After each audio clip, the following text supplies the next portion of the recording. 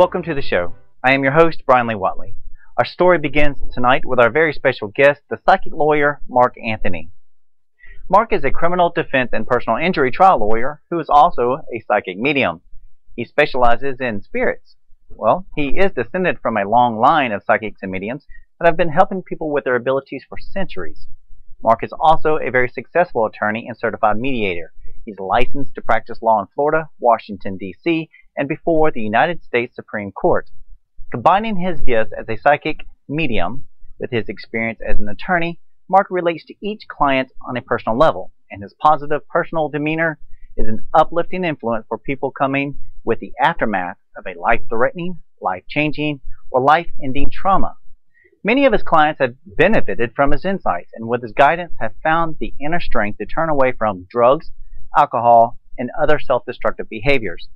Mark's life mission is to use his abilities to assist those suffering with grief caused by the loss of a loved one.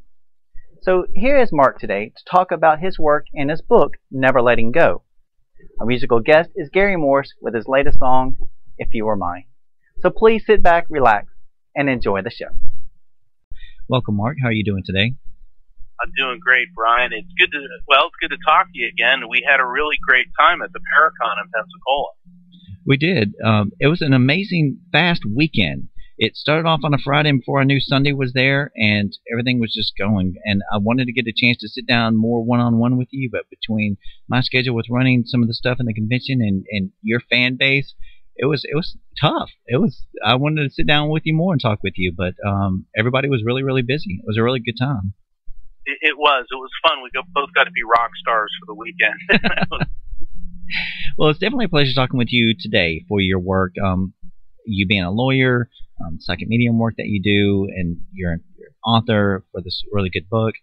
But before we get into all the stuff that I mentioned, can you tell us a little bit more about yourself for our listeners? Well, I'm both an attorney and a psychic medium, and what's interesting about that, people ask if the two professions are mutually exclusive, and well, how could you become a medium?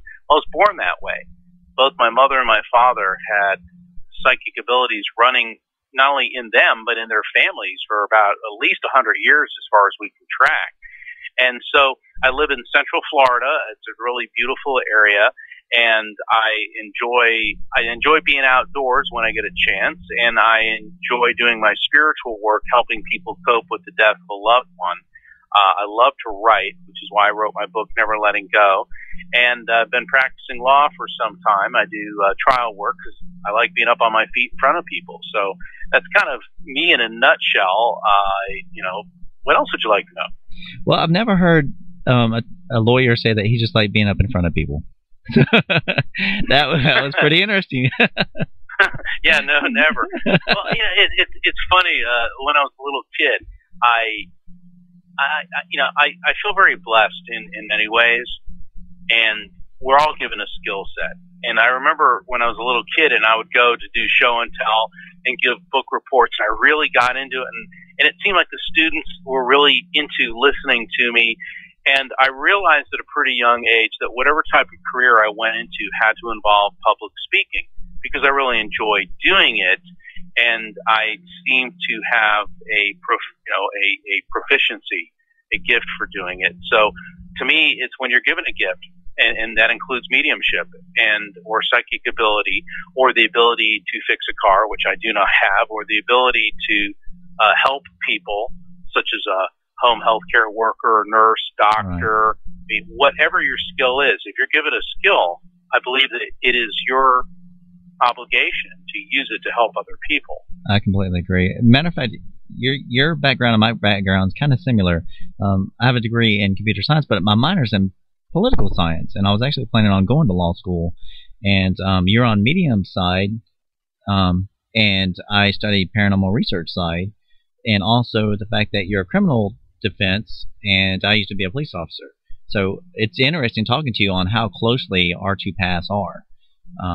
So from your perspective of being a lawyer, now you went to law school at Mercer University, which is in Georgia, which is an outstanding school in and of itself. I have a couple of friends that graduated from there.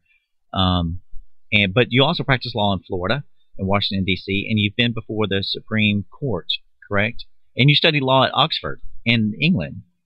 Yes, and without a doubt, going to Oxford was one of the greatest experiences of my life. I just absolutely loved it.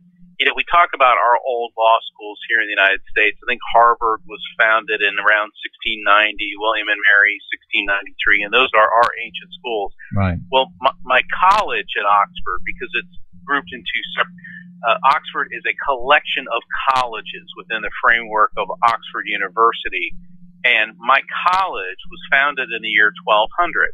I mean, it's just like, oh my gosh, it's just amazing. And our library was a Norman church, which was several hundred years older than that. And so you'd be walking down a hallway at Oxford and realizing that Henry VIII or Queen Elizabeth or Winston Churchill had visited there. And it's just amazing to have that continuity of history. And I've always liked history, and I guess it has a lot to do with my love for mediumship and connections with the other side, because I believe that the past is very tied into what we're doing now, and what we're doing now will be the past for the future. So we have to be very aware of all of these influences around us. I completely agree. I went to Cambridge. I worked as a software engineering manager. I worked for a very large software company, and they sent me to Cambridge. And during the day I worked, but that night I got the chance to get out and look at all the architecture and stuff, and had an amazing time there, just walking around, looking at the old buildings and the history and talking to some of the people. And I was only there for a week, so the fact that you got to study in some of these places is amazing. So I'm in awe of you. That's pretty cool. Your work as a criminal defense and a personal injury trial lawyer. Now, to me, those seem pretty different. Are they? Well, both criminal defense and both personal injury involve a lot of trial work. And I find that there's things that I do in criminal defense that help me in personal injury. In other words, insurance company lawyers don't know how to handle certain things if I approach a criminal case. And in many instances, a lot of prosecutors don't know how to handle medical records and medical evidence properly. I mean, when you get into the more experienced attorneys, if you get into like death penalty cases, which I do not do for a lot of reasons, and I don't get into doing death penalty cases because it's very difficult as a medium when you're around somebody who has murdered or allegedly murdered somebody, because then the spirit is around a lot. So I decided some time ago I'm not going to do those type of cases, nor do I handle child molesters or forcible rapists, because a lot of these people tend to be sociopaths. You know, my book, Never Letting Go, I write quite a bit about sociopaths and how they're kind of like the dark energies that walk amongst us, right, and how they manipulate people, and they're very predatorial. And I have the luxury of saying no to people, and I'll be happy to refer them to somebody that I know will protect their rights. But there are certain people that I just don't want to represent. See, I can respect that. I used to be a military police officer, and my brother was in law enforcement here in the city of Mobile. And so I'm from that perspective of, you know, putting them behind bars, and then as you as a criminal defense, and that was going to be one of the things I was going to ask is, you know, why criminal defense? But I mean, you just said that you get a chance to say no to defend people, and I think that's, you know, pretty honorable yourself. Well, there's a lot of people that they get in trouble not because they're necessarily predatorial or evil, because they make a lot of foolish decisions in their lives. And I found in in my work that the vast majority of drug addicts and alcoholics have an unresolved grief issue somewhere in their past. I mean, Brian, as a police officer, how many alcoholics and drug addicts have you met that were actually happy and secure people? Oh, none. Most of them had some type of deep issue that was going on. Exactly. And so these people are the ones that need help. And that's why I like to work with, you know, I get a lot of drunk, I'm in Florida, so we get a lot of drunk driving cases. And, you know, there's a joke about Florida: arrive on vacation, leave on probation. And I like that. Well, you know, that's it's a vacation state. Yeah, people come down here and, hey, look, it's beautiful. Let's drink a 12-pack and drive around and, you know, look at the theme parks and stuff. So people get in a lot of trouble, and I don't mind helping them out. But as far as like the predatorial, really creepy people, and I like I said, I have the the luxury of saying, no, I don't want to represent you. I'd rather represent somebody that needs help, who wants to improve him or herself, as opposed to somebody that's, get me out so I can do it again. You have the saying, it's a quote, if you don't mind me quoting you from your book. It's that I think is pretty deep, and it's grief leads to crime and crime leads to grief. Why do you feel so strongly about that? What I've found is that a lot of people don't come from solid families where there's, two parents and maybe you have siblings and it's a loving environment. And, or if they do, that somebody dies at a young age. So now this person is grieving and it's not dealt with properly. There's no counseling. There's no support group. There's no family. There's no faith. There's no faith community to help them out. And they're told, don't think about it. Don't worry about it. Get over it. So then people begin to self-medicate, start to drink. They start to do illegal drugs. Okay. Or they engage in impulsive behaviors, particularly men. Because as men, we're not supposed to express our feelings. Oh yeah, definitely. The only socially acceptable feeling for a man to display in public is anger. Well, that's worked real well over human history now, hasn't it? Like, oh, I'm annoyed. Let's gather up an army and invade. And so what? Yeah, I saw Braveheart.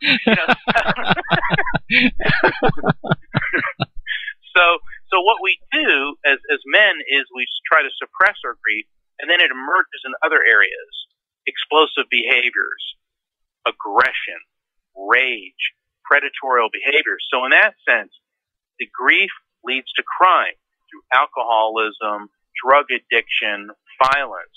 And then the criminal victimizes someone else, possibly even kills somebody, and then once again, that leads to grief. So grief leads to crime, which then inflicts grief upon others. It's very cyclical. It's like a never-ending circle. And a bad one. And a very bad one. And that's where my work with the bereaved comes in, is to break that cycle. Let people need to grieve. And men in particular need to be able to grieve. We're not supposed to cry. I use this example a lot when I talk to groups.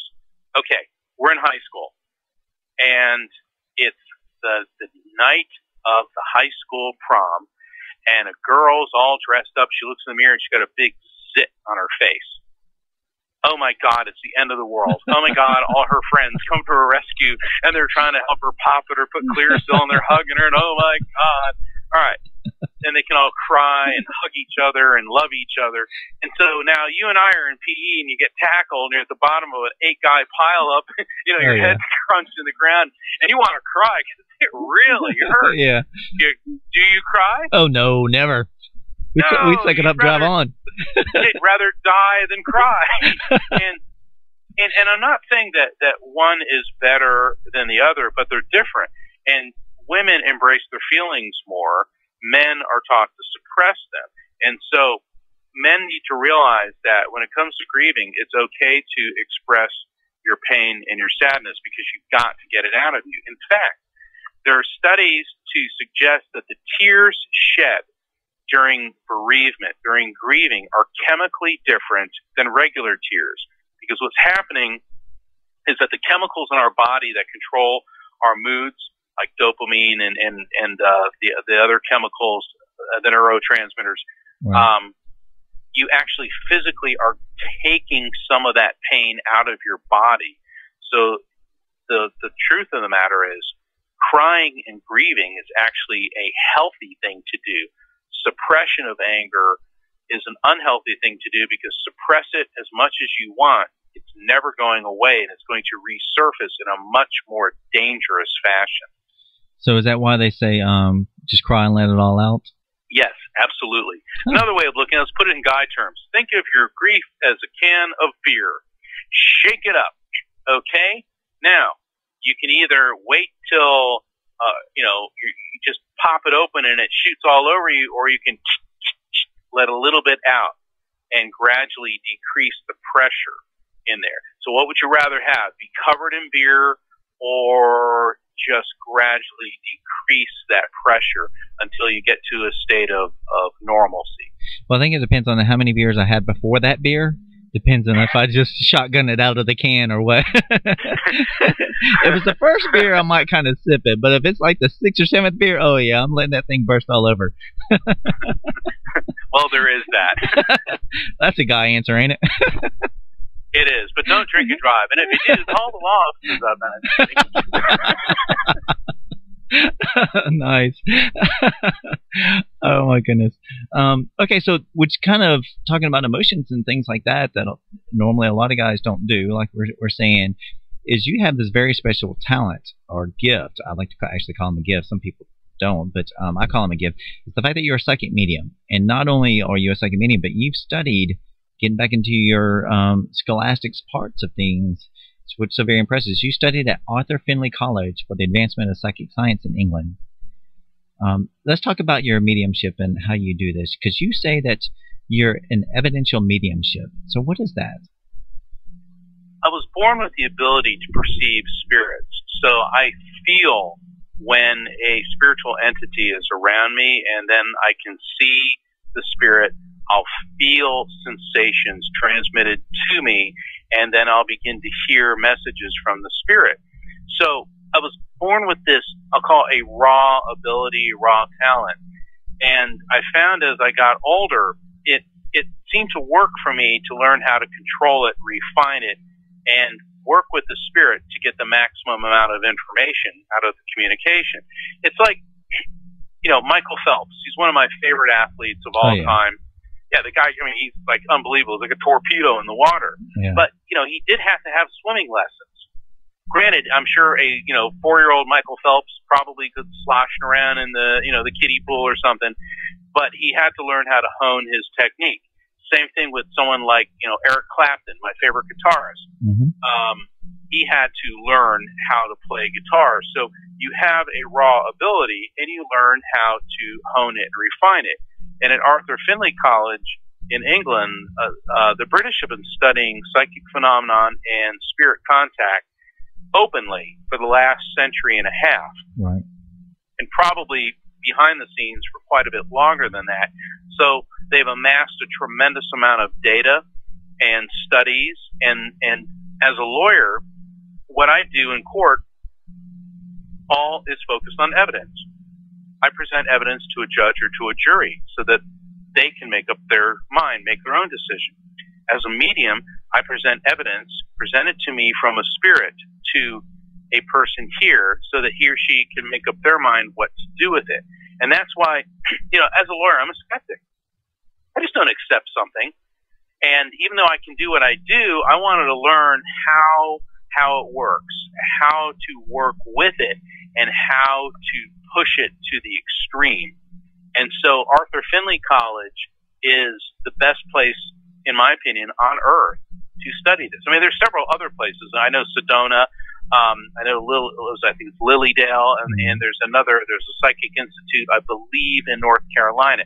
So I'm not knocking them, but as far as I'm concerned, Arthur Findlay College is the place. Amongst psychic research, that is definitely one of the top ranking places. What I really like in the terms of paranormal psychology or parapsychology work is these people really get into the science part of it, and they get into the metaphysical side of it. A lot of times, my work in paranormal research, just like you look at, which I think is so impressive about you, is one of the many things is the evidential part of it. As a paranormal researcher, I'm not going to just go out to somebody's house and say it's haunted just because they want me to say it's haunted so they can put a price tag on a better bed and breakfast or a hotel or whatever else. I literally have to find some type of evidence.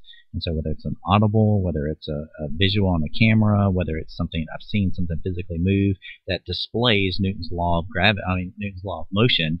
Yes, I actually break stuff that mathematically down in order for me to determine things. There has to be some type of evidence there. What would be some good examples of evidential mediumship? Like a name, or when you're describing a person's clothing?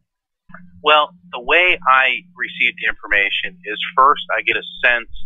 I'll know right away if it's a male or female energy. Then I get an idea for the relationship, like is this person connected to the mother or the father side of the family, or male or female connection? In other words, like, was it a female friend or a male friend? Then I begin to see the spirit. And people say, well, how do you see it?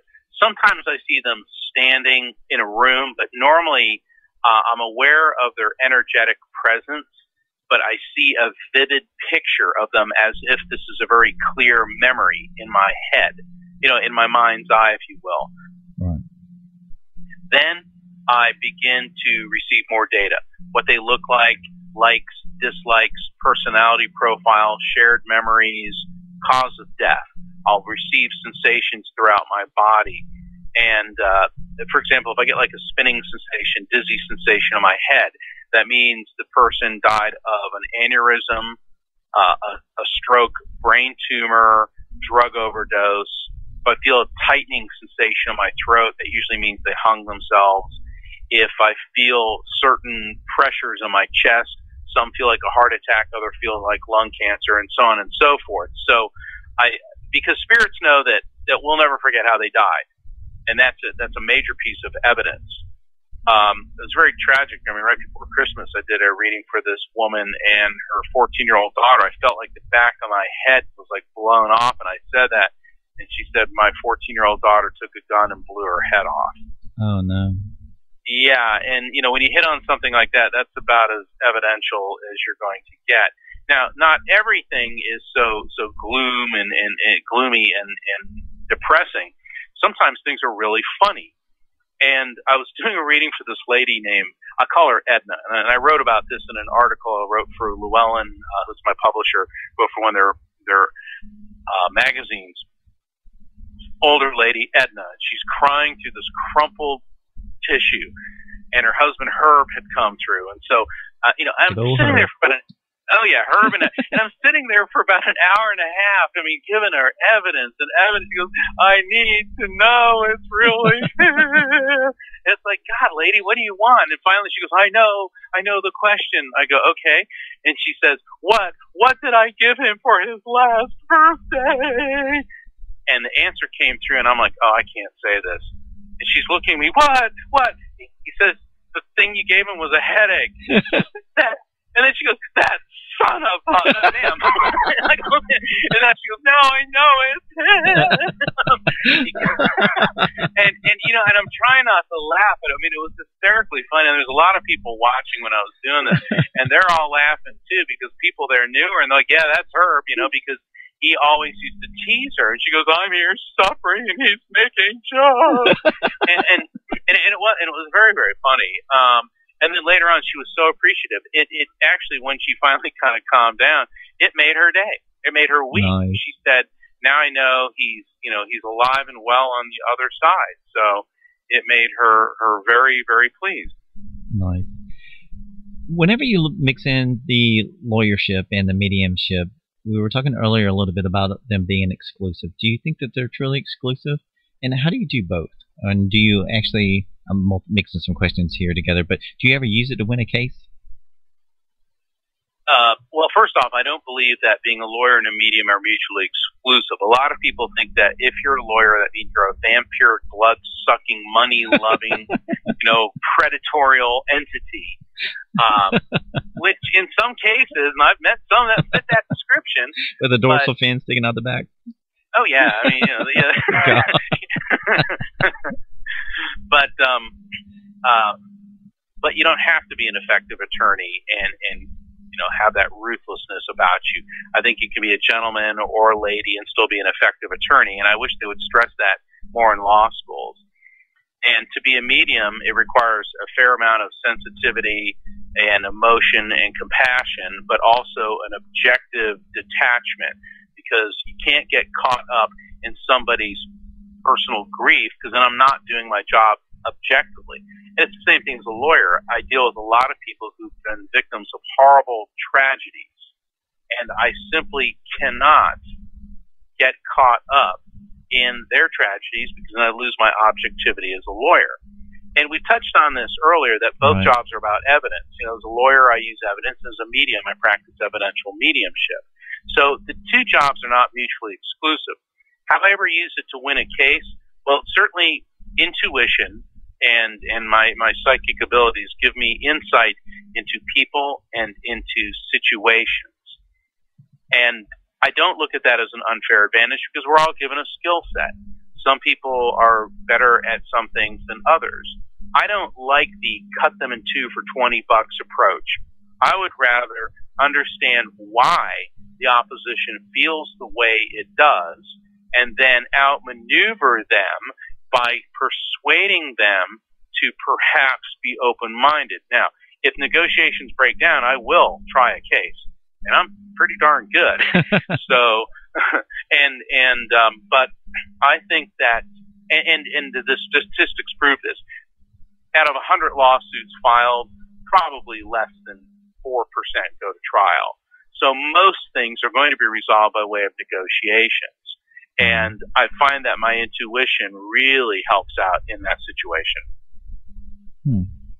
I've always thought that, like you were talking about earlier, people have different talents and stuff. I always have said that the belief in mother's intuition about knowing whether their daughter or their son is, got hurt at school, or me as a police officer, or my brother as a police officer, that policeman's gut whenever you pull somebody over on the side of the road for a ticket or whatever else, or you go into that convenience store and if it's being robbed or somebody has a gun or something, or the goosebumps standing up on the back of your neck and the hair, the goosebumps on your arms and the hair on the back of your neck, those are all kinds of signs. It's just a matter of to what degree your intuition kind of kicks up. So I agree with you there. Your book, Never Letting Go, this is Amazon's, it's been on Amazon's bestseller list for quite some time. Yes. Go ahead. Oh, I was just going to say, are you proud of that? Oh, absolutely. It was released by Llewellyn Worldwide Publishing at the beginning of October, and within 3 weeks it was #1 on Amazon's New Age bestseller list, and it has remained on the bestseller list since then. And the numbers are growing from the projections that have been given by my publisher. It's not only Llewellyn's #1 selling book in North America. It appears to be headed in the direction of New York Times bestseller. Oh, nice. And that's all wonderful, and I'm very happy and proud of that. But what really touches me the most is the response that I'm getting. It's the human response. I get my mail, and my mailbox is packed with, I don't want to call it fan mail, but people who have told me, have written me, how this book has helped them in their journey through grief. I get throngs of emails by people telling me, wow, this has really turned me around. Within the last week, I've talked to 2 people on the telephone that said that they were going to commit suicide because of their grief, and never letting go made them decide not to do that. And this is very humbling and very overwhelming. I wrote a book that I wanted to help people, and I'm so overwhelmed at the response that it's getting. And I'm just so happy that I've been able to help so many people. Well, this is a book that once you start reading it, you can't put down. Literally, you get lost into all the stories that go on about it. But before, and I've got a couple of questions about some of the stories, but before we get into it, and we talked about emotions earlier, and guys aren't supposed to talk about this kind of stuff, but I'm just going to admit it openly. There was a part in here, you dedicate this book to your mother, and you and her were so close, and I've lost my mother as well. And when I started reading on how close you were to your mother and the stories about that, I broke down. I was like going, oh my God, I don't know what kind of tears they were. I didn't chemically analyze them or anything, but it was really, really touching. I was like, wow. Can you talk about your mom a little bit? Do you mind? Oh, not at all. Not at all. It was a privilege to be her son. My mother was just an incredible woman, so psychically gifted, incredibly artistic, funny. She had an encyclopedic knowledge, very wise, and what's amazing about her, she was plagued with all these very serious medical conditions, but if you saw her, you'd never know. She was very fashionable, always, like when she walked in a room, you knew it, and she always was laughing, and she had her Jackie O sunglasses on, and I remember at her, and I think I said this in Never Letting Go, she was kind of a combination of Elizabeth Taylor, Ginger Rogers, Shirley MacLaine, and my dad said Muhammad Ali, Muhammad Ali, yeah.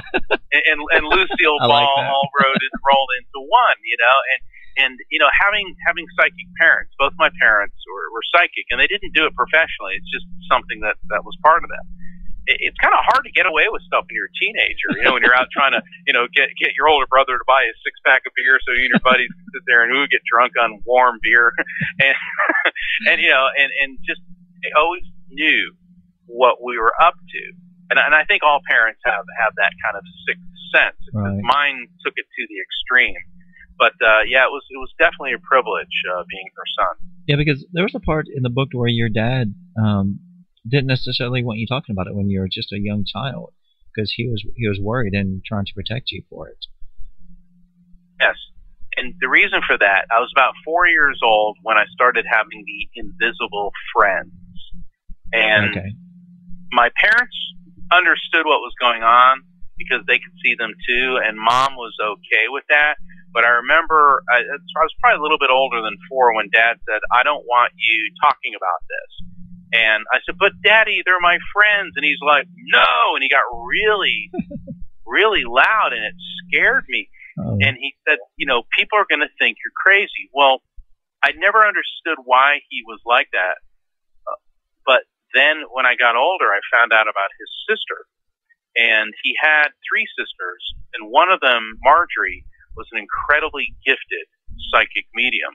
She could see the future. She could detect the presence of spirits. And it annoyed her husband to the point where, well, let me tell you what she did. One day her husband's name was Newt, and Newt was getting ready, Newton or something. He was getting ready to go to work, and she didn't want him going to work. He worked in a machine shop at a steel plant up in Pennsylvania, and she threw a fit. She goes, "You're not going to work." Oh. So he stayed home. He goes, "All right, whatever."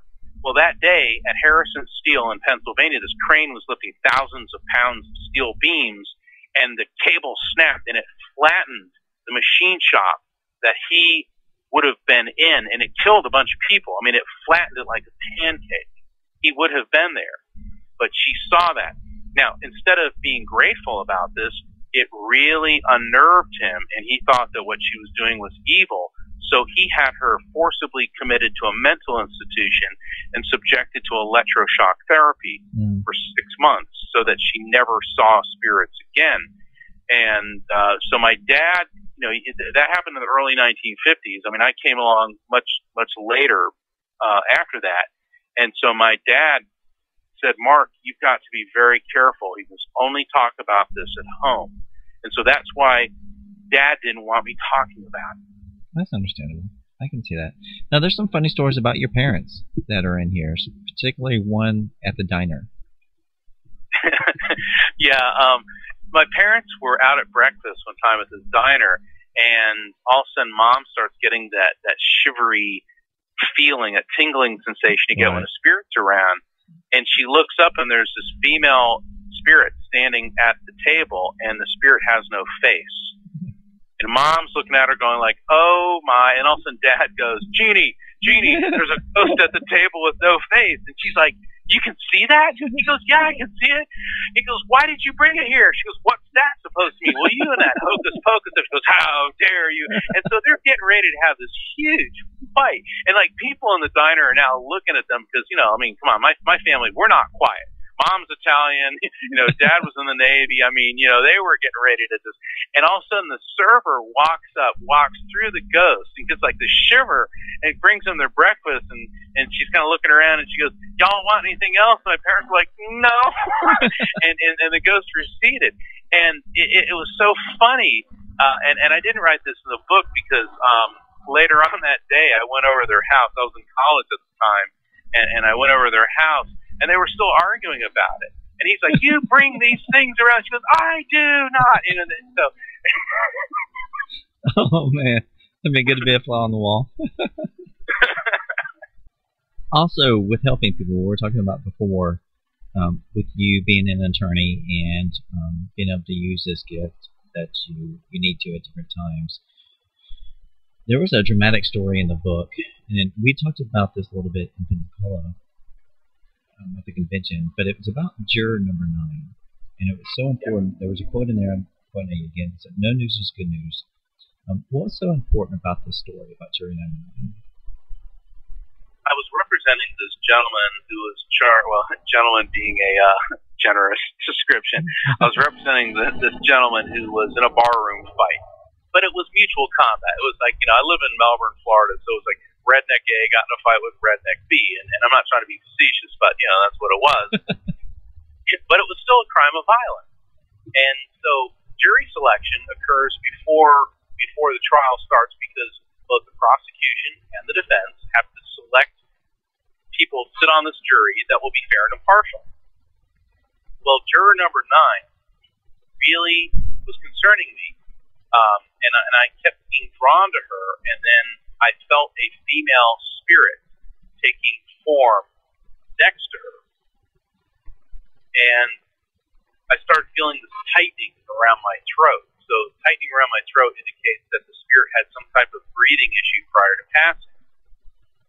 So I asked her, I said, have you or has anyone in your family been the victim of a violent crime? And she begins to tremble, and tears roll down her cheeks. And she says, a year ago, my sister was in a foreign country when an escaped mental patient strangled her, chopped her body into little pieces, and dumped her in a trash can.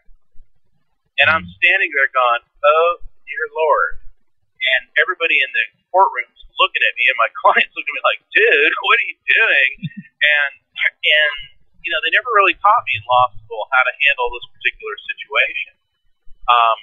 And I don't really want to give away what happens, because to really find out what happens and the significance of this, I think people need to read Never Letting Go. Oh, yeah. Hi everybody, this is Bryan Lee Whatley. I apologize in advance for the break in the show during our audio session with Mark, but I think it's something that's pretty important for me to let you know about what has happened to our audio segment here on the show. While recording, I have all kinds of different recorders, I have all kinds of mixers, everything else to make sure I get as clear audio as possible when I do these shows. And I talk on the phone with Mark or the guest. And for the most part, our shows come out relatively clean. Well, this particular one, and right after you just heard what you just heard on the show, is the reason why I'm stopping this break, is because the audio session all of a sudden just started getting these weird distortions, these weird frequencies, as if something was coming through. And I've gone through and I've tried to clean it up, and I've tried to filter it, and I've tried to understand exactly what has happened to the audio section, but I can't figure out what happened. And what's so interesting as I go back and look at it, because this really never ever happens before, is that it happened while I'm talking to Mark Anthony, the psychic medium. So what kind of gives me goosebumps on my arms and the hairs on the back of my neck is, what was it that was coming through? Or was there something coming through? Or was it just electrical? Was somebody trying to talk while I was doing this interview with Mark? Was his ability so strong that it was coming through right then? I don't know. I don't know what it is.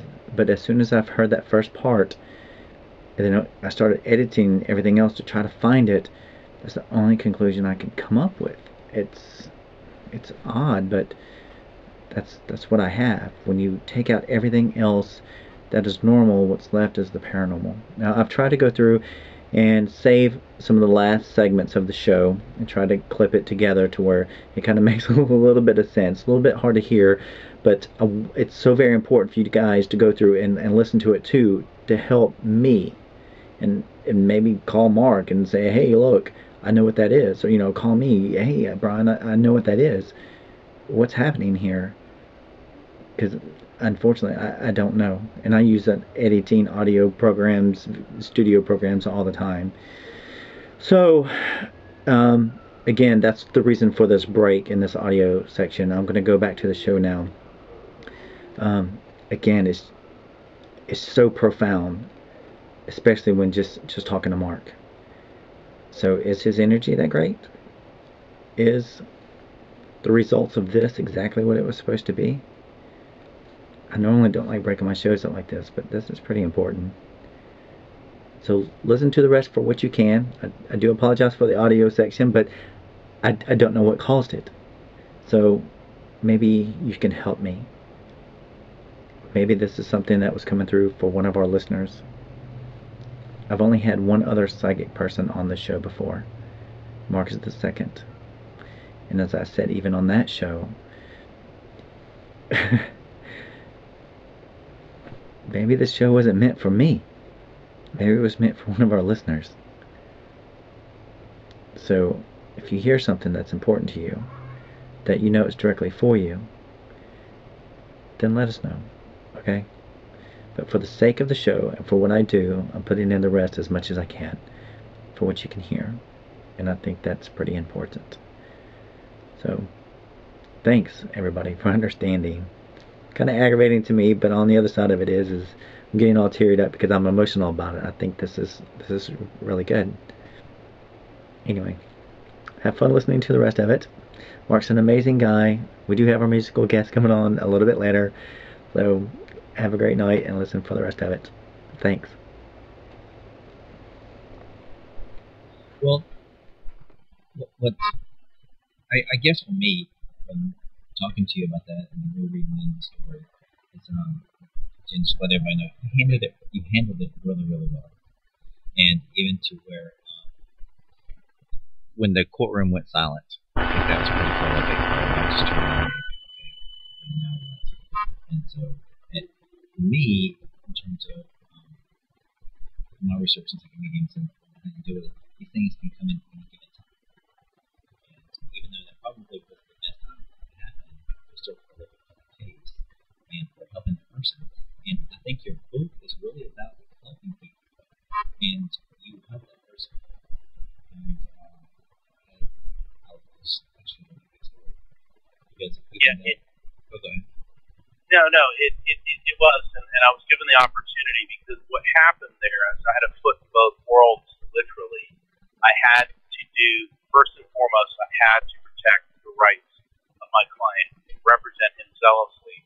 On the other hand, I had a spirit crossing over from the other side that needed desperately to get a message through to her sister whose life had essentially been destroyed because of some insane monster. And it really was extremely challenging. Using intuition in court, I was doing a trial once. It was a drunk driving case, so it wasn't quite as serious. Not that drunk driving is very serious, but this guy was just leaving on the road, got pulled over. And unfortunately for me, the arresting officer looked like Tom Cruise. And the jury had like 5 women on it and one guy. And they're all looking at him like, oh, you know. And my client more kind of looked like, you know, not quite so, I'm trying to think, pretty gnarly looking, all right? More like, you know, a pirate. Yeah. And so I'm going through, I said, well, you know, you said my client had bloodshot eyes, but many people could have bloodshot eyes for a number of reasons, like, you know, smoke. Well, I suppose so. I said, well, maybe chlorine from a pool. He goes, I don't think your client was swimming the time he was driving. And then all of a sudden, something told me, or rather, somebody told me, ask him about his wife. So I said, have you ever seen anybody's eyes bloodshot because they were crying? And he goes, no. I go, are you married? And he goes, well, I never made her cry. Like that.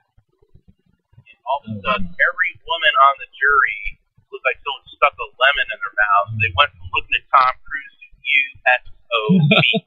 Like that. And it was at that precise moment that I knew I won the trial, and I backed off on that. And that was sheer intuition that got me to do that. And the jury came back with a not guilty in under 5 minutes. And it was because of that. And so that's a big part of what I teach is you have to learn to trust your feelings. And with women, they're more predisposed towards that. With men, we're trained not to unless you start framing it in the term of instinct. Let's take the label intuition away. Instinct, all right? That's a very cop thing. You're a police officer. Yeah, you go on your instinct. Harrison Ford, you got instinct. You know, Samuel L. Jackson, instinct. All right? Yeah. And so when you put it in that framework, then it's more palatable. Then you got to trust your instincts.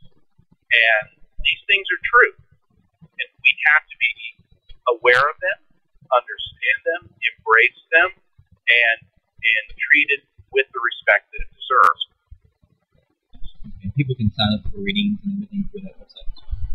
Yes, they can, and I ask people, please click on schedule a reading with Mark. A lot of people go to contact Mark. That's really for media, and then they start asking how much is reading, how much is this, how much is that. If they click on schedule a reading with Mark, it will explain the whole process.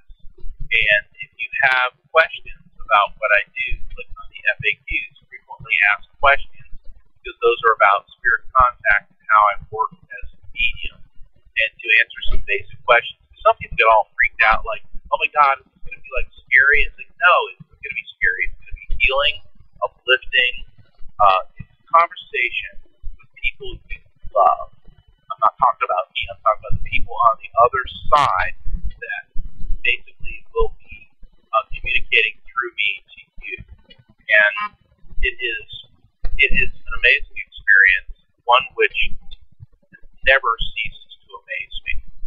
And the way I look at it is I'm just a radio, and God has given me this ability so that I can help people, and that's why I'm out here doing this. And Bryan, I can't thank you enough for giving me the opportunity to talk to all of your fans and all of your listeners, because you're doing some amazing work too as an investigator in the paranormal. And what I'd like to say to the listeners, Bryan and I both focus on evidence. I just don't accept something because I'm a medium.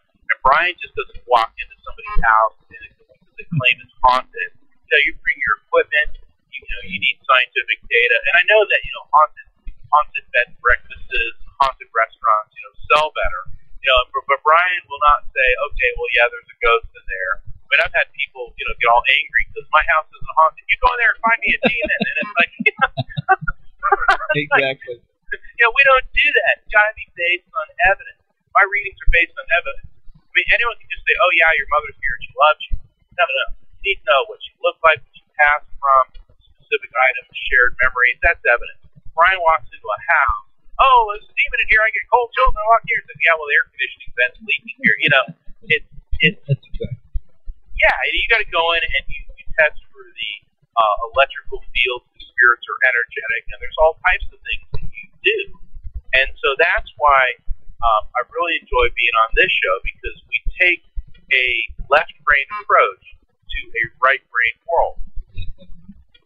Definitely. We actually did that earlier when we were talking about relationships and stuff, and I said, well, I don't know, and then you broke it down scientifically, and I was like, oh, okay, well, then and I appreciate you explaining it to me like that. So that was good stuff. But it's definitely been a pleasure having you on our show today. There's so many people that just absolutely love you as a psychic medium. I'm sure all the people who have your services as a lawyer love you too. So you're doing some great work. Sometimes more than others. Well, they want to hear. It's funny. I could jump in. It's like, people hire me and they're like, look, I've spent the last 20 years of my life being a career criminal, and I need you to fix it by Tuesday at 1:15 because that's when I've got court. Like, okay. Sorry, didn't mean to interrupt. No, that's great. But everybody, go check out his website, neverlettinggo.com. Look at him on Facebook, follow him on Twitter, go to Amazon, get his #1 selling book, Never Letting Go. It's an amazing, amazing read. It's one of those, like I said earlier, start reading and be able to put down. Expect to break out some tissues, yes, you guys as well. I don't care how tough you are, it's going to tear at some of your feelings there, and that's a good thing. It really is, because this book is a lot about helping people. And so whether you think you need help or you don't, this book will definitely touch your heart somewhere in there. Touch your heart. So it's an outstanding write, and I really appreciate you coming on the show and talking about it. I'm talking about your work and everything. Thank you, Bryan, and you, all the listeners out there. God bless. Thank you. Have a nice night.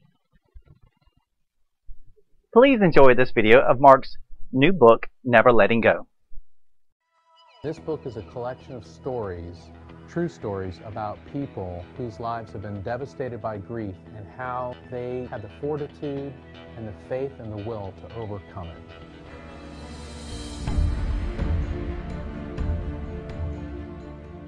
I remember Tim came to see me, and Tim was a surfer, and I saw that there was a whole slew of arrests that all started after, let's say, April of the previous year. And during my client conference with him, because I was acting as his attorney, he wasn't there for a mediumship reading, I started realizing that his mother's spirit was standing behind him, and I started looking at her and kind of focusing on his mother's spirit. And so Tim's looking at me, and he's looking over his right shoulder, and he goes, "What are you looking at?"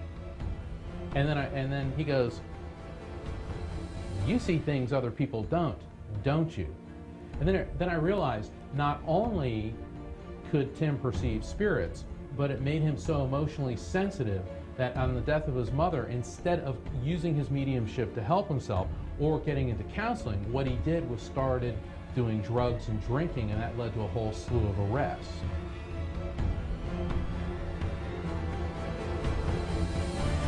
Never Letting Go is the book for you if you like a good story. And this is a page turner. This is one that you're going to be up late because you can't put it down.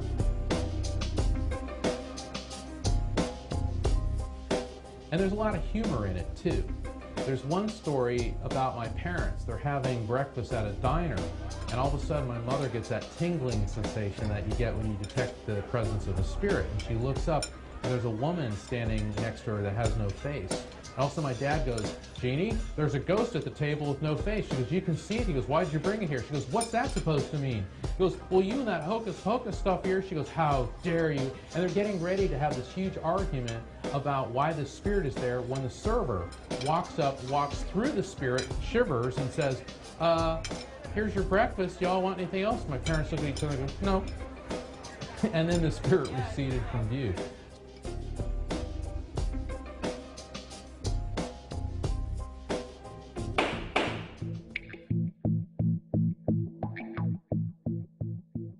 There was this one woman sitting on a jury, and we were questioning the jurors to make sure they'd be fair and impartial. And I knew that her sister's spirit was by her, and that her sister had been strangled because of the sensation I was getting. And so I asked this woman, "Have you or has anyone in your family been the victim of a crime?" And she said, "Yes, a year ago my sister was in a foreign country when an escaped mental patient strangled her and then dismembered her body and threw it in a garbage can like she was garbage." And then everyone in the courtroom was looking at me like, "Do something." And it was one of the most intense situations of my legal career.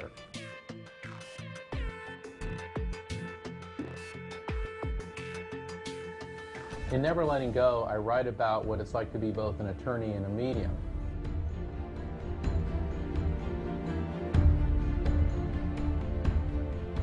One day I came back from court and my secretary was hysterical. I said, "What happened?" She said, "My husband just witnessed a murder." So we jumped in my car and we headed to the scene of the murder. And what had happened was he worked for a moving company and his crew was loading up furniture in a moving van. At the house next door, he thought these two guys were playing paintball, and he realized one of them shot the other in the head several times. So when we arrived, there were police all over the place. And I figured, well, I had to be lawyerly because I didn't want his name being in the newspaper in the event that it was a contract murder. Suddenly, I started to shake, and I felt searing waves of pain, and I could see this young man's spirit running and running and running, and he didn't realize he was dead yet. And my secretary said to me, she goes, "You're doing that thing you do, aren't you?" And I go, "Yeah." So she led everyone away from me, the police and her husband, and I went under a tree, and the spirit came to me, and he knew I could see him, and I said, "You need to let go of this world. You need to cross into the light." And he looked at me like this, and he faded from view. And I broke into a sweat. So then I walked over to the police, and I said, "Well, was the murder victim about, 5'8", Hispanic male, wearing camouflage clothing, clean shaven?" And the detective looks at me and says, "The body's been secured. How do you know what the victim looked like?" And all of a sudden I realized I am now a suspect in the murder. What was amazing was a month later I was out to lunch and I saw a newspaper and there was a picture of 3 men in the paper. And I recognized one of them, and it was a story about the murder, and it was the young man that I saw.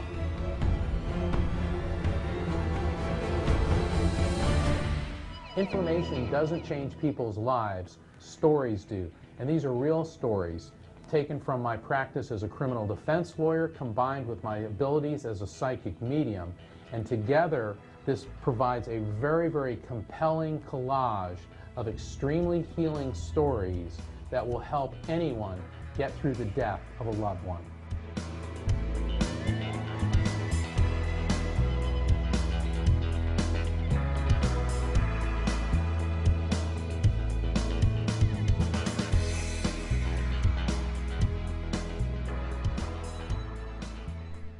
Join me in welcoming our musical guest, Gary Morris, with If You Were Mine.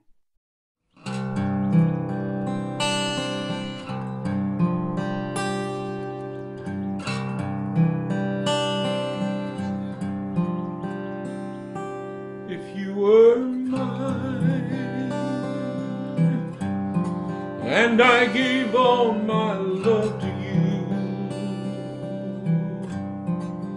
would it be enough to see us through till the end of time? If you were mine, could you trust your heart to me alone? Let me wrap you up and take you home.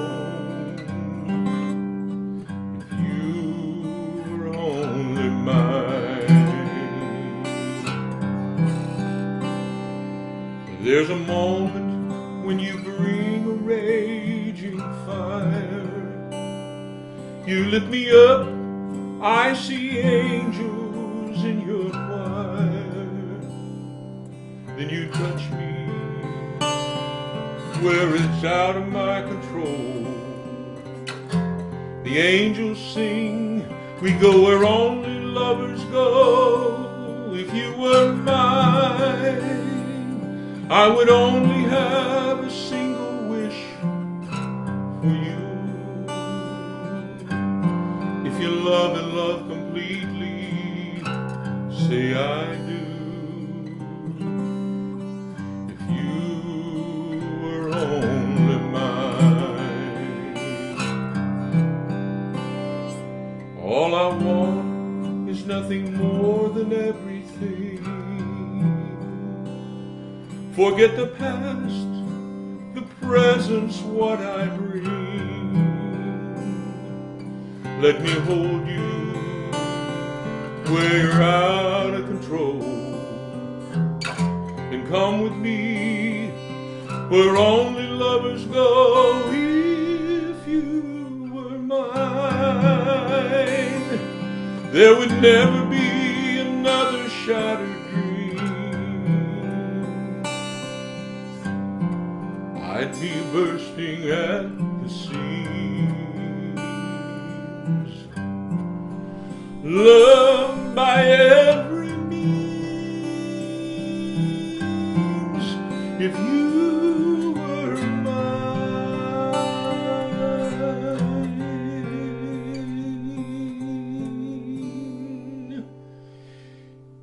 if you were mine.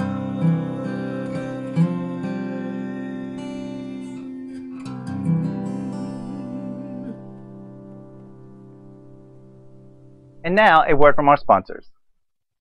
At Taylor Gifts, we do customized monogramming and embroidery. We can monogram anything from a simple one name on a bib for a baby to a customized logo on a company shirt. We can make gifts for your wedding entourage and gifts for your friends. Label your children's items for school and put names on jerseys for sports. If you have items of your own you want them monogrammed and embroidered, we can do that.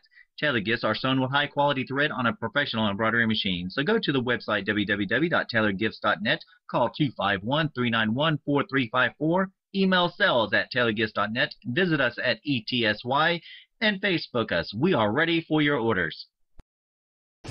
Welcome to WROM, Realms of Music Radio and Social Network. We support independent artists and talk shows, hosting a large discussion forum and an artist gallery. We also have a large social network combining the best of Facebook and MySpace into one. So make sure you submit your music to us and create a profile to promote yourself today. That's realmsofmusic.com, the best of music radio. The Ghost Tales Television Network, GTN. GTN is designed to give the paranormal TV and filmmaking community the opportunity to showcase their talents and creations. If you believe you have what it takes to create your very own TV show and or short film and you would like the opportunity to showcase your creations, you may contact us at ghosttales.tv@gmail.com or call 901-377-7166 for more details. Make sure you visit ghosttalestv.com. GTN, America's Paranormal Superstation. Thank you for listening to the show. I am your host, Bryan Lee Whatley. I hope you have an amazing weekend. I look forward to seeing you next time when another story begins. Until then, love and light.